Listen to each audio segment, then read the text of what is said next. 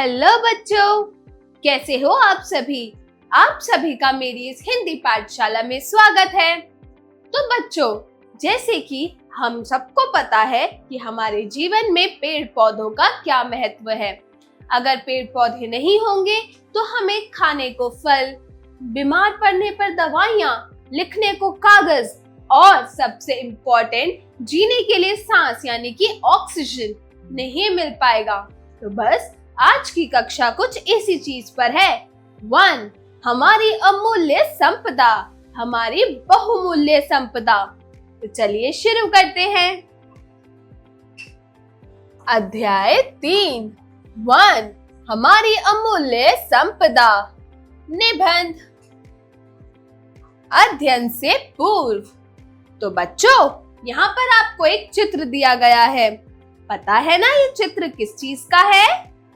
Very good. इस चित्र में 3 बच्चे अपने दादाजी के साथ पौधा लगा रहे हैं और कुछ वार्तालाप कर रहे हैं।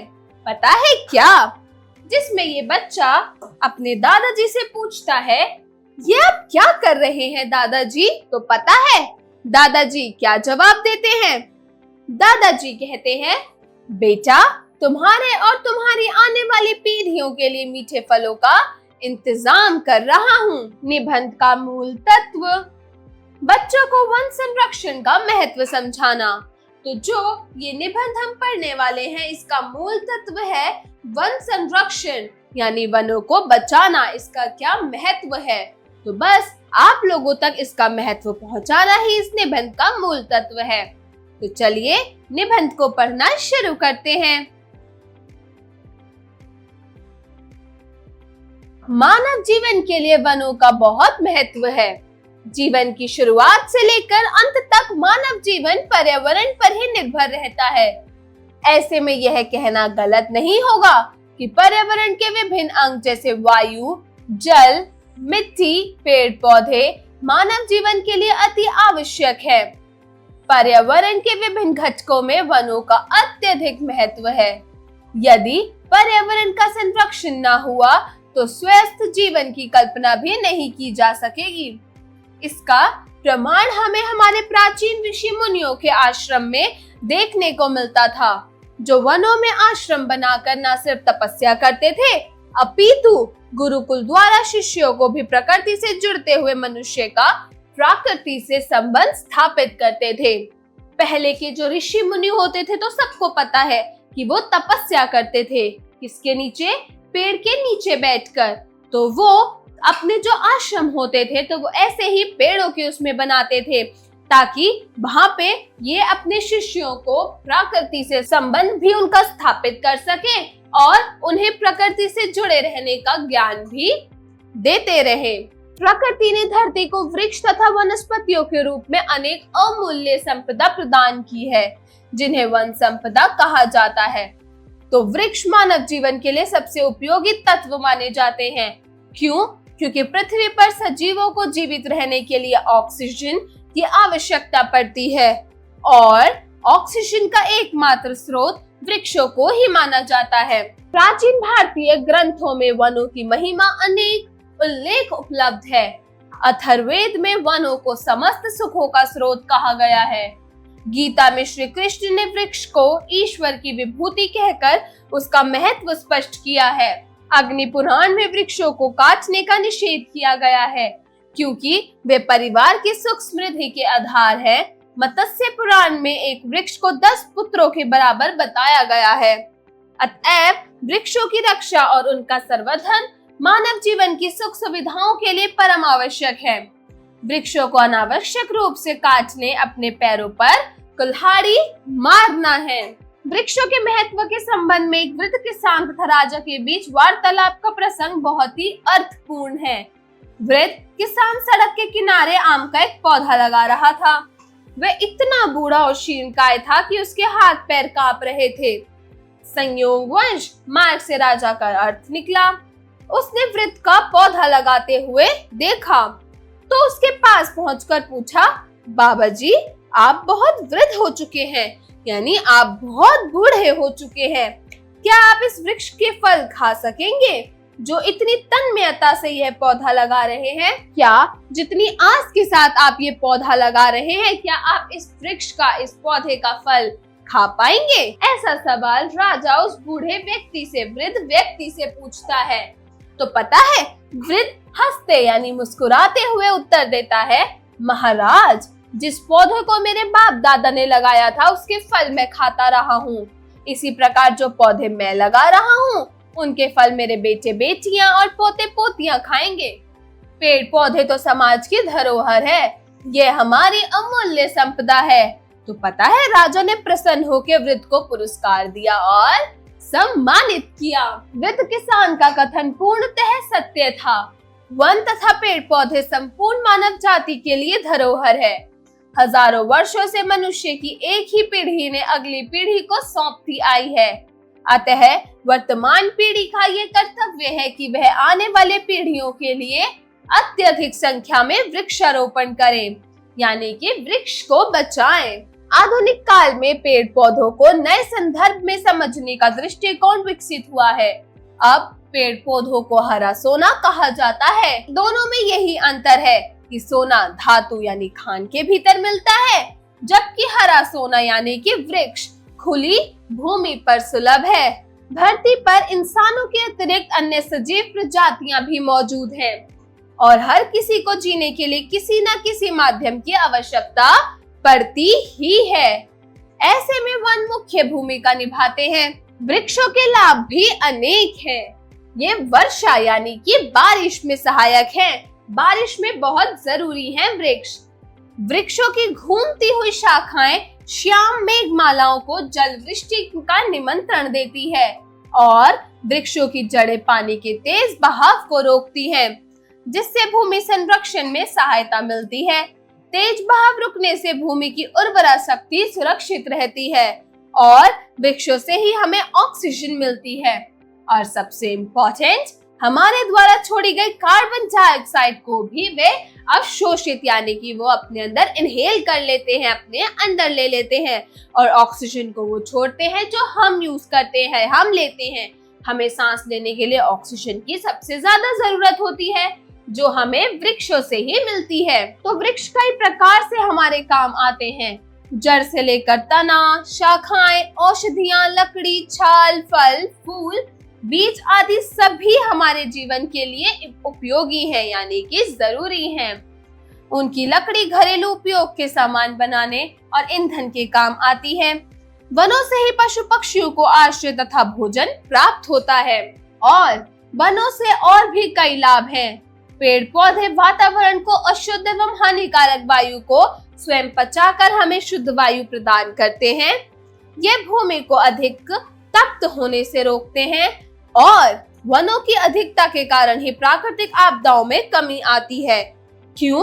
क्योंकि वैज्ञानिक का अनुमान है कि यदि भूतल पर वृक्ष न होते तो पृथ्वी का तापमान बढ़कर इतना हो जाता कि ध्रुवीय प्रदेशों पर जमी बर्फ पिघल जाती और उस बर्फ के पिघलने से पृथ्वी पर जल की मात्रा इतनी अधिक हो जाती कि पृथ्वी उसमें समा जाती। तब न पृथ्वी पर मानव पर रह पाता, न पशु पक्षी और न ही वनस्पति जगत हो पाते।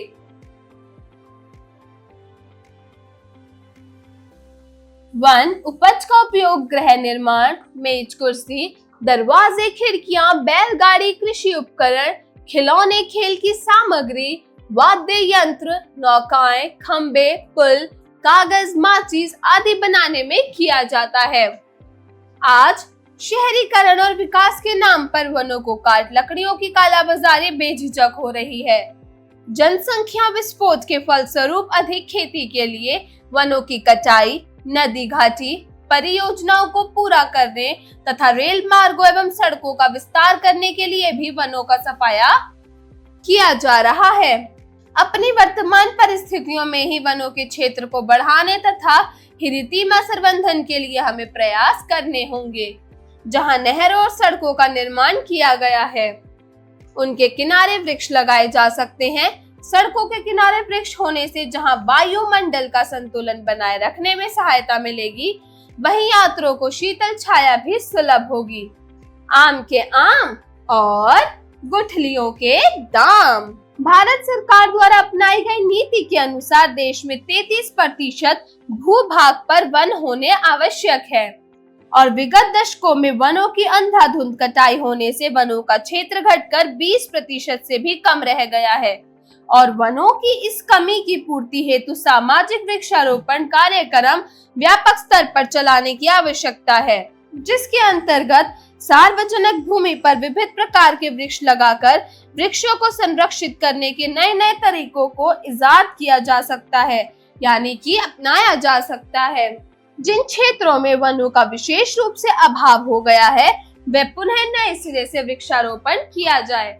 जहां पर जिस क्षेत्र में वृक्ष को खत्म कर दिया गया है, यानी कि जंगलों को, वनों को खत्म कर दिया गया है, वनों को काट के बड़े बड़े अपार्टमेंट्स, होटल्स, घर, ये सारी चीजें बना दी गई हैं, तो उनको आप नए सिरे से भी वृक्षारोपण कर सकते हैं, यानी नए सिरे से भी वहां पर पेड़ उगा सकते हैं।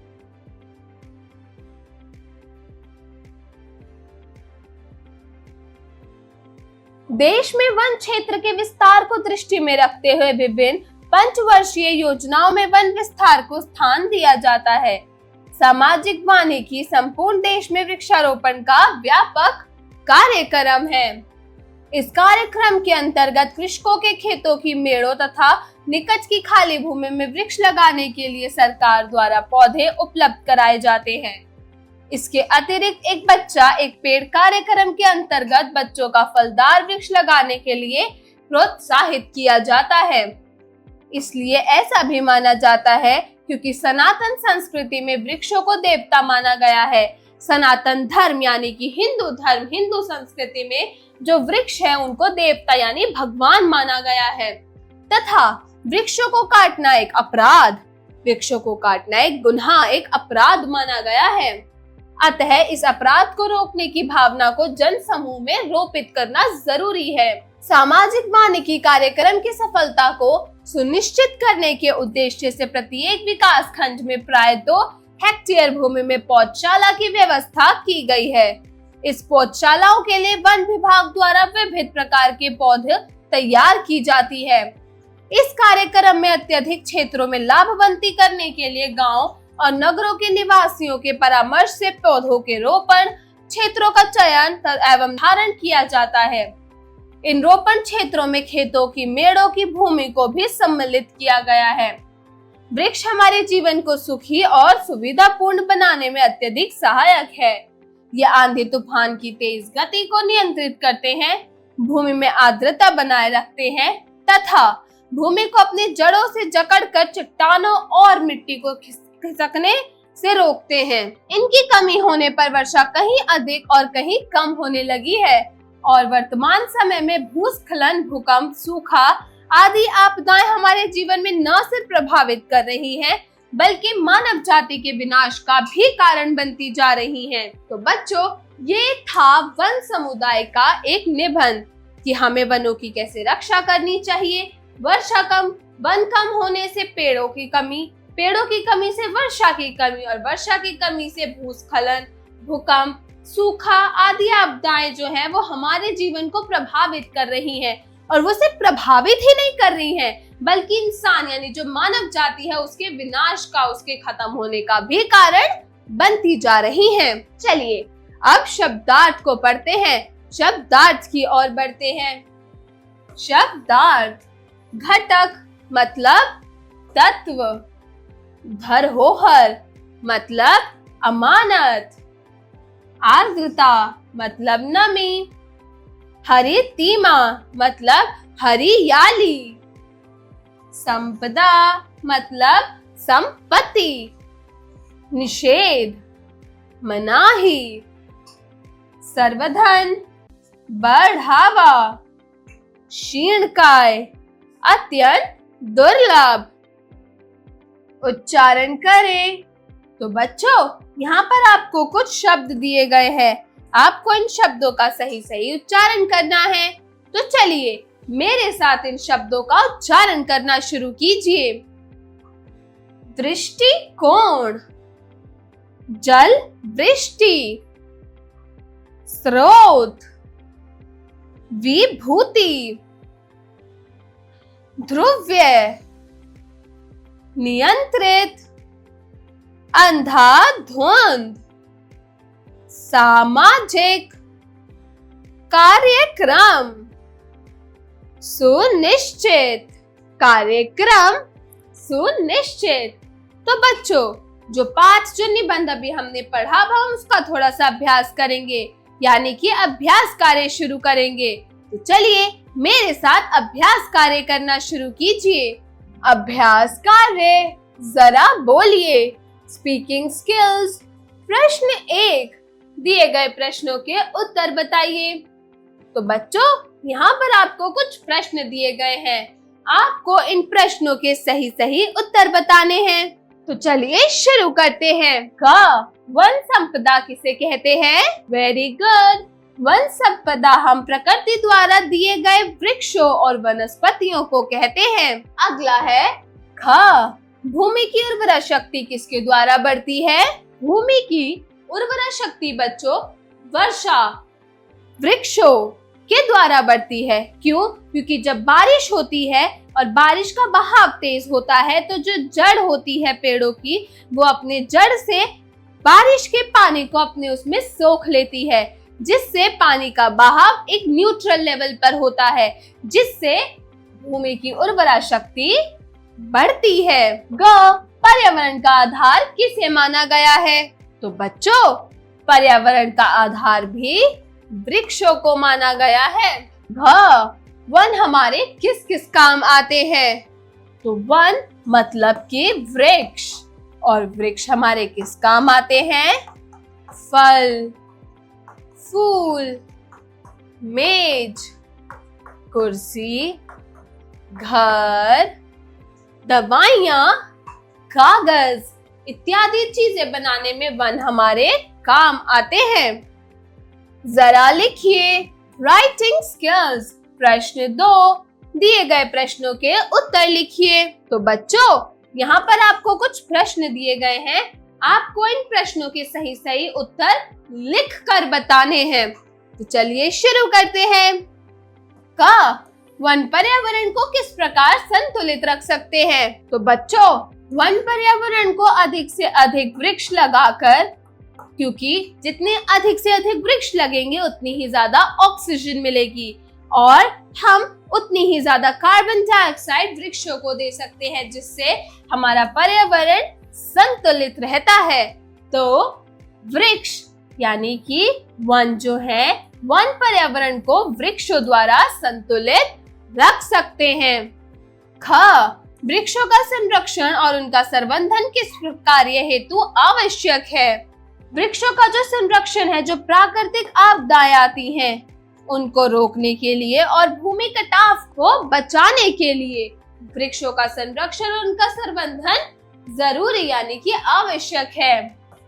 ग, वन संपदा के क्या लाभ हैं? तो बच्चों, वन संपदा से जो पृथ्वी पर जीव होते हैं उनको प्राण मिलते हैं, उनको प्राण वायु मिलती है और साथ ही साथ उनको जीवन जीने के लिए बहुमूल्य पदार्थ मिलते हैं। क्यों? क्योंकि जीवों को जीवन जीने के लिए, जीवन व्यतीत करने के लिए ऑक्सीजन, खाना, फल इन सब की जरूरत होती है, तो वो हमें वन संपदा से मिलते हैं। आखिरी क्वेश्चन है घ, वनों से अधिकतम लाभ कैसे प्राप्त किया जा सकता है? तो बच्चों, वनों से अधिकतम लाभ हमें वृक्षों को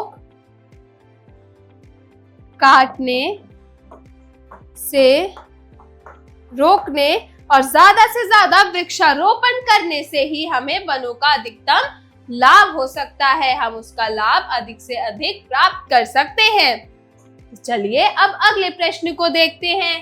प्रश्न 3, दिए गए वाक्यों में रिक्त स्थानों की पूर्ति कीजिए। तो बच्चों, यहाँ ऊपर बॉक्स में आपको कुछ वर्ड्स, कुछ शब्द दे रखे हैं, इन शब्दों को आपको नीचे दिए गए वाक्यों में दिए गए रिक्त स्थान में भरकर इन वाक्यों को पूरा करना है। तो चलिए शुरू करते हैं।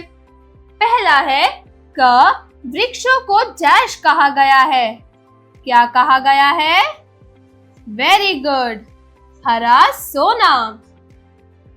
ख, वृक्ष मिट्टी का कटाव और वेरी गुड, पानी के तेज बहाव को रोकने में सहायक हैं।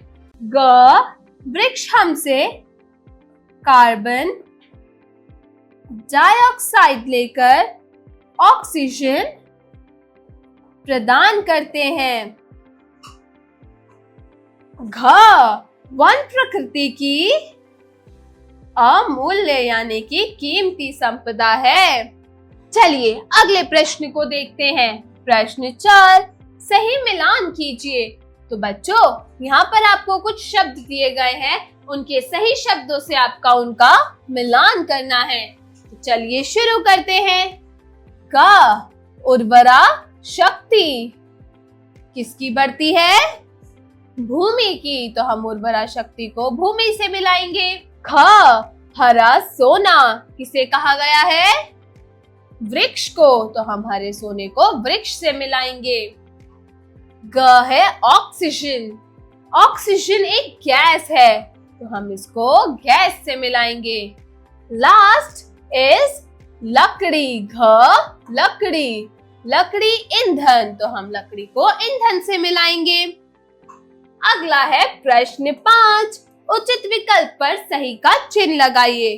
तो बच्चों यहाँ पर आपको कुछ वाक्य दे रखे हैं और उनके 4 विकल्प दे रखे हैं।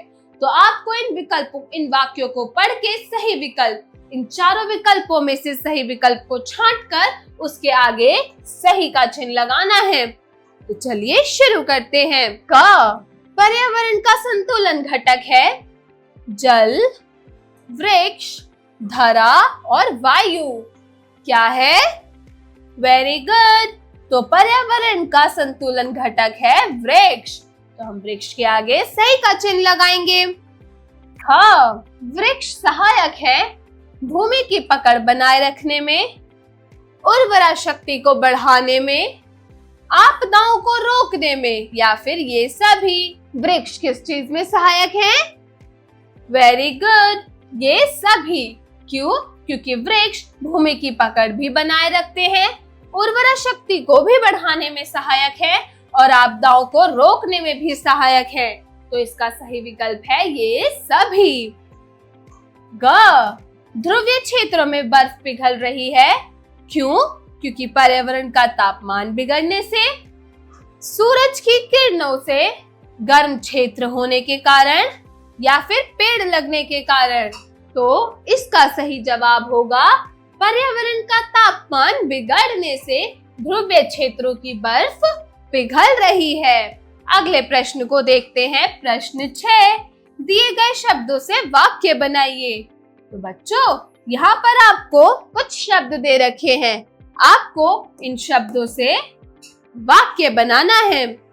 चलिए शुरू करते हैं। पहला शब्द है क, संरक्षण। संरक्षण से हम वाक्य बनाएंगे, हमें वृक्षों का संरक्षण करना चाहिए। पर्यावरण, इससे हमने वाक्य बनाया, वृक्ष हमारे पर्यावरण को संतुलित रखते हैं। वृक्ष हमारे पर्यावरण को संतुलित रखते हैं। ग, सुरक्षित। सुरक्षित से हम वाक्य बनाएंगे, वनों को सुरक्षित रखना हर मानव का कर्तव्य है। वनों को सुरक्षित रखना हर मानव का कर्तव्य है। घ, सहायक। प्राकृतिक आपदाओं को रोकने में सहायक है। वृक्ष प्राकृतिक आपदाओं को रोकने में सहायक है। अगला है, जरा सोचिए, क्रिटिकल थिंकिंग। प्रश्न 7, वृक्ष पर्यावरण का आधार है, कैसे? कक्षा में चर्चा करते हुए लिखिए। तो बच्चों जैसा कि हमने दिए गए निबंध में पढ़ा कि हर पूरे पर्यावरण का आधार ही वृक्ष है। वृक्ष नहीं होंगे तो पर्यावरण नहीं होगा। लेकिन कैसे? इसका जवाब आप कक्षा में चर्चा करते हुए दिए गए स्थान पर या फिर अपनी अपनी नोटबुक्स में लिखेंगे। प्रश्न 8, वृक्षों को काटना अपने पैरों पर कुल्हाड़ी मारने के समान है। इस कथन को अपने शब्दों में स्पष्ट कीजिए। वृक्षों को काटना अपने पैर पर कुल्हाड़ी मारने के समान है। आप इस कथन से क्या समझते हैं? इस कथन को समझिए, समझने का प्रयास कीजिए और इसका जवाब भी आप अपने अपने नोटबुक्स में अपने अपने शब्दों में लिखेंगे। प्रश्न 9, वृक्षों के संवर्धन हेतु हमें क्या प्रयास करने होंगे? कक्षा में संवाद माध्यम से चर्चा करते हुए बताइए। तो बच्चों, वृक्षों के संवर्धन हेतु हमें क्या प्रयास करने चाहिए, इस बारे में कक्षा में संवाद कीजिए और एक संवाद के माध्यम से ही इसका जवाब बताइए। अगला क्वेश्चन है प्रश्न 10, वनों के कटाव हुए बिना औद्योगिकरण संभव नहीं है। इस कथन से आप कितना सहमत हैं और क्यों सहमत है, और नहीं है तो क्यों नहीं है लिखिए। तो ये कथन वनों के कटाव हुए बिना औद्योगिकरण यानी इंडस्ट्रियलाइजेशन क्यों नहीं पॉसिबल, संभव क्यों नहीं है। तो आपको कथन से सहमत है क्या? आप भी ये मानते हैं? अगर मानते हैं तो बताइए कि क्यों, और नहीं मानते तो भी उसका रीजन बताइए कि क्यों नहीं मानते। इसका जवाब भी आप दिए गए स्थान पर लिखेंगे या फिर अपनी अपनी नोटबुक्स में लिखेंगे। चलिए अब हम अगले प्रश्न को देखते हैं। जरा भाषा पर गौर कीजिए। Language skills. प्रश्न 11, दिए गए शब्दों के विलोम शब्द यानी कि उल्टे अर्थ वाले शब्द लिखने हैं। तो चलिए शुरू करते हैं। क, स्वस्थ। स्वस्थ का उल्टा अर्थ होगा वेरी गुड, अस्वस्थ। ख, शुद्ध, ये होगा अशुद्ध। ग है सुरक्षित। सुरक्षित का उल्टा अर्थ वाला शब्द क्या होगा? असुरक्षित। Very good. घ, मूल्य। मूल्य का विलोम शब्द क्या होगा? Very good. मूल्य का विलोम शब्द होगा अमूल्य। चलिए अब हम अगले प्रश्न की ओर बढ़ते हैं। प्रश्न 12, दिए गए शब्दों के वचन बदल कर लिखिए। तो बच्चों, यहाँ पर आपको कुछ शब्द दिए गए हैं, आपको इन शब्दों के वचन बदलने हैं। मतलब ये दिए तो एक वचन में है, आपको इन्हें बहुवचन में बदल कर लिखना है। तो चलिए शुरू करते हैं। क, शाखा। शाखा का बहुवचन क्या होगा? शाखाएं। ख, पौधा। पौधे। Very good. ग, वृक्ष। वृक्षों। और घ है क्षेत्र। क्षेत्र का क्या बहुवचन होगा? वेरी गुड, क्षेत्रों। प्रश्न 13, दिए गए शब्दों के संधि विच्छेद कीजिए। तो बच्चों, यहाँ आपको कुछ शब्द दिए गए हैं, आपको इन शब्दों को तोड़कर लिखना है। तो चलिए शुरू करते हैं। पहला है सर्वाधिक। इसका संधि विच्छेद होगा सर्व जमा अधिक।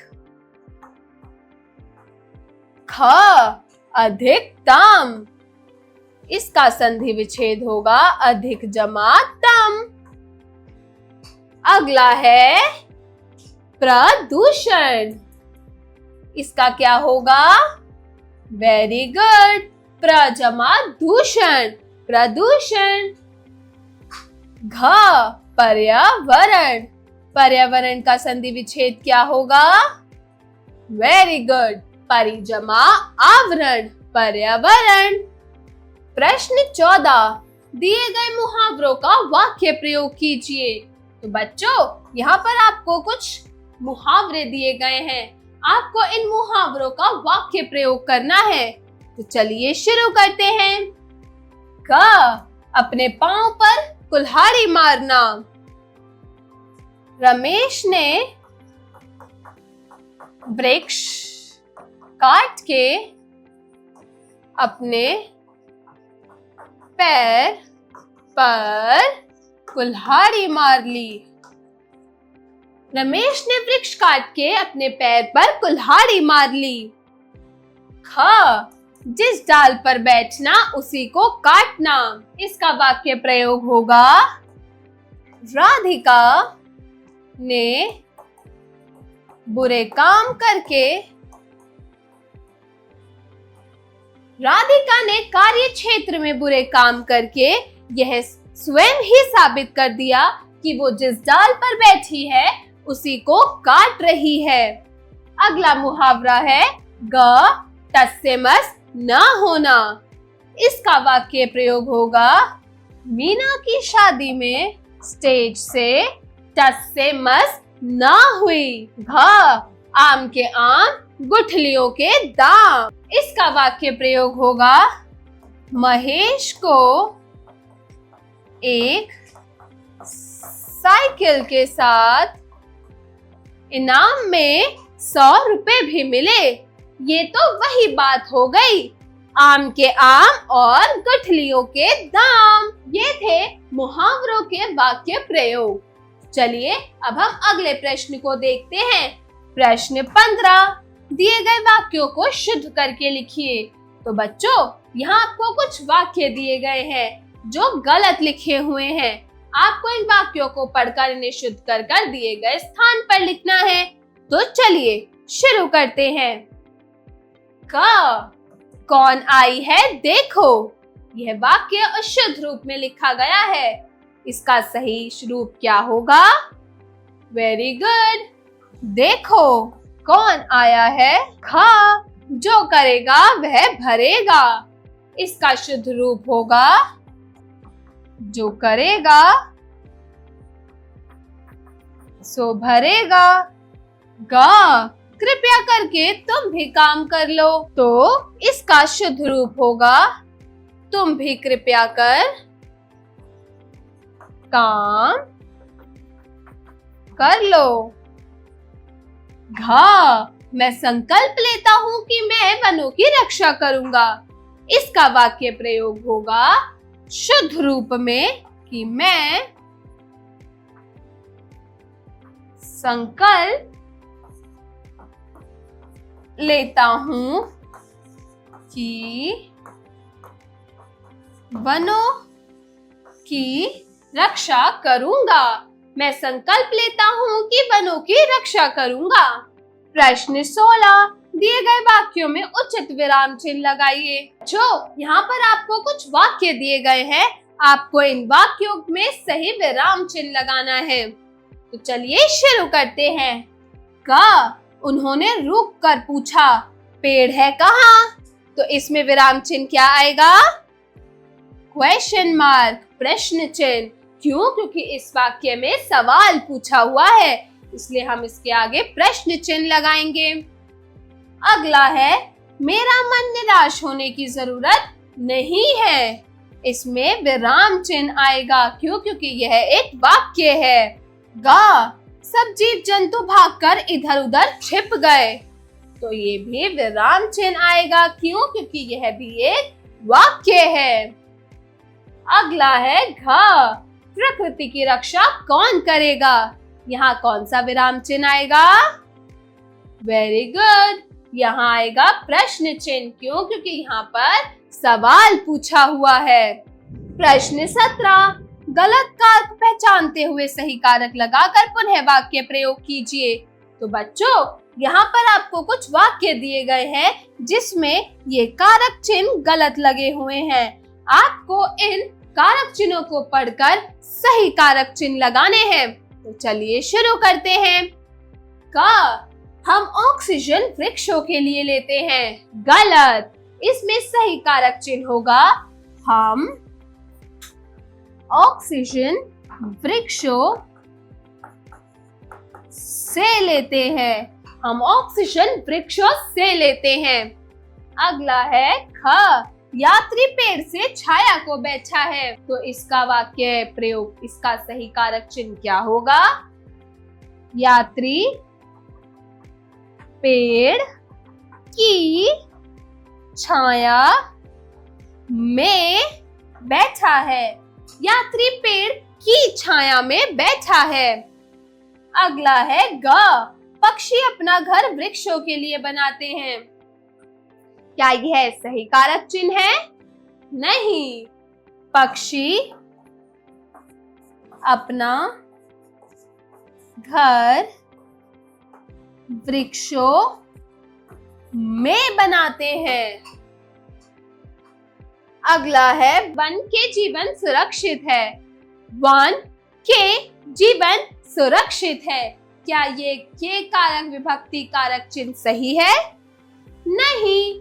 इसका सही कारक चिन्ह होगा वन से जीवन सुरक्षित है। वन से जीवन सुरक्षित है। जरा रचनात्मक कार्य कीजिए, क्रिएटिव स्किल्स। प्रश्न 18, पेड़ लगाओ धरा बचाओ पर अनुच्छेद लेखन कीजिए। तो बच्चों, यहाँ आपको एक शीर्षक दे रखा है, पेड़ लगाओ धरा बचाओ। इस पर आपको एक अनुच्छेद लेखन लिखना है। अगला है प्रश्न 19, लकड़ी की कालाबाजारी को रोकने हेतु वन अधिकार को शिकायत पत्र लिखिए। तो जैसा कि आप लोगों को पता है कि आजकल के टाइम में वन से लकड़ियों की कालाबाजारी बहुत हो रही है, तो जिसको रोकने के लिए आप वन अधिकारी को शिकायत पत्र लिखिए। अगला है प्रश्न 20, दिए गए चित्रों का अपने शब्द में वर्णन कीजिए। तो जैसा कि आप इस चित्र में आप जो भी देख रहे हैं, जैसे ये व्यक्ति पेड़ काट रहा है, यहाँ पीछे और भी ढेर सारे पेड़ काटे हुए हैं। चिड़िया डरकर पेड़ों से उड़ रही है। ये व्यक्ति भी पेड़ काट रहा है। यहाँ पीछे फैक्ट्रीज बनी हुई हैं। यहाँ कुछ इंडस्ट्रियलिस्ट बात कर रहे हैं। यहाँ ये मजदूर घर बना रहा है। पीछे कुछ व्यक्ति मजदूरी कर रहे हैं। यहाँ पीछे मिट्टी है, बड़े बड़े अपार्टमेंट्स हैं, बंगलोज हैं, घर हैं। तो ऐसे इस चित्र को ध्यान पूर्वक देखकर आपको इस चित्र का वर्णन अपने अपने शब्दों में करना है। अगला है जीवन कौशल एवं मूल्य परक प्रश्न, life skills and value based questions. प्रश्न 21, वन है तो जन है। आप वनों के संरक्षण हेतु अपनी भूमिका किस प्रकार निभाना चाहेंगे? तो बच्चों, जैसा कि हम सब जानते हैं कि अगर वन है तो जन है। आप वन यानी जंगलों को बचाने के लिए अपनी भूमिका कैसे निभाएंगे? आप क्या क्या करेंगे वनों को बचाने के लिए? तो बच्चों, जैसा कि हमने निबंध में पढ़ा कि वन हमारे लिए कितना जरूरी है, ये हमारे जीवन का एक अहम हिस्सा है। तो आप लोगों से यही उम्मीद करती हूँ कि आगे आप और पेड़ लगाएंगे, पेड़ पौधों की रक्षा करेंगे, और अगर आप किसी को पेड़ काटते हुए देखते हैं तो आप उनको सिखाएंगे कि पेड़ हमारे जीवन के लिए कितना जरूरी है। और बच्चों, यही आशा करती हूँ कि आपको आज की क्लास, ये कक्षा अच्छी लगी होगी। मिलती हूँ अगली कक्षा में एक नई कहानी या कविता के साथ। तब तक के लिए बाय बाय।